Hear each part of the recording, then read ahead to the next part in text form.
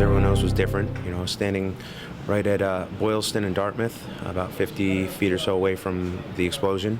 Heard it, looked over, and the guy standing next to me said, "That's not right."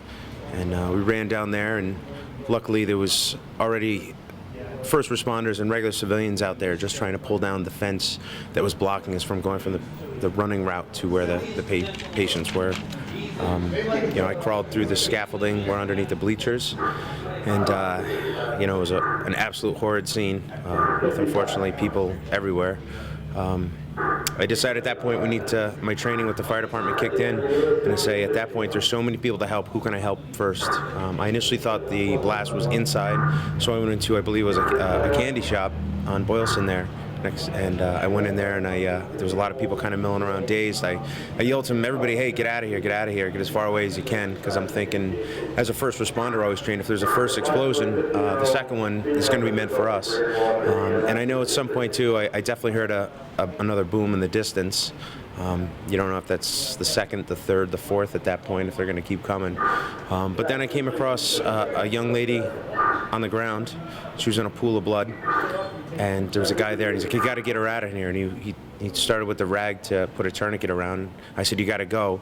And I tightened the tourniquet on her leg, and I said, "The woman, you have to leave too." She's like, "This is my daughter. I'm not leaving." And my husband's outside. He's hurt. I looked at her and I said, "You know, I'm going to take care of her. I'm going to get her out of here, I promise you."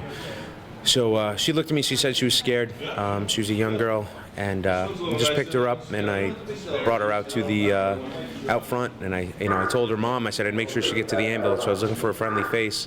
I saw two great Boston EMS EMTs, and I put her on a stretcher. I said, you know, she's got a lower leg injury.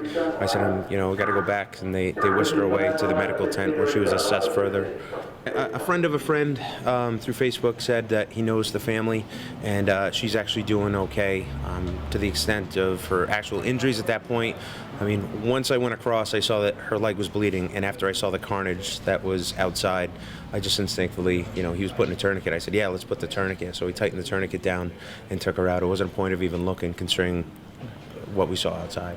Everyone worked really well together. I think everyone worked really fast and efficient. And not only the first responders, but just the everyday person out there, the volunteers, the guy walking in the street, the guy from out of town that was watching friends run. All those people are true heroes because they didn't have to. It's my job to get involved, to step in. It's not theirs, and they did. They got involved, and they made a difference. So I went back into the scene, into the center of it there, and, it was a lot of people holding pressure on injuries, and I, just said, tourniquets, turn whatever you can. I pulled out my knife. I cut a burnt pair of jeans. I cut a coat. People were taking off their belts. People were taking off their shirts, and whatever they can, control the bleeding, put some pressure on it to help these people. I think what really helped is, in the situation where the explosion was the medical tent was so close, staffed with Boston EMS, EMTs, paramedics. There's nurses, doctors, volunteers, aides, everybody and anybody was there for a perfect storm, for a horrible situation, that they could really deal with it. There was people with, limbs severely torn, ripped, and injured. A lot of people with all sorts of concussive injuries. Pretty much some of the worst things you would see and you would expect to see on a battlefield, not on Boston Marathon Day on Boylston Street, Patriots Day, a day that everybody looks forward to every year.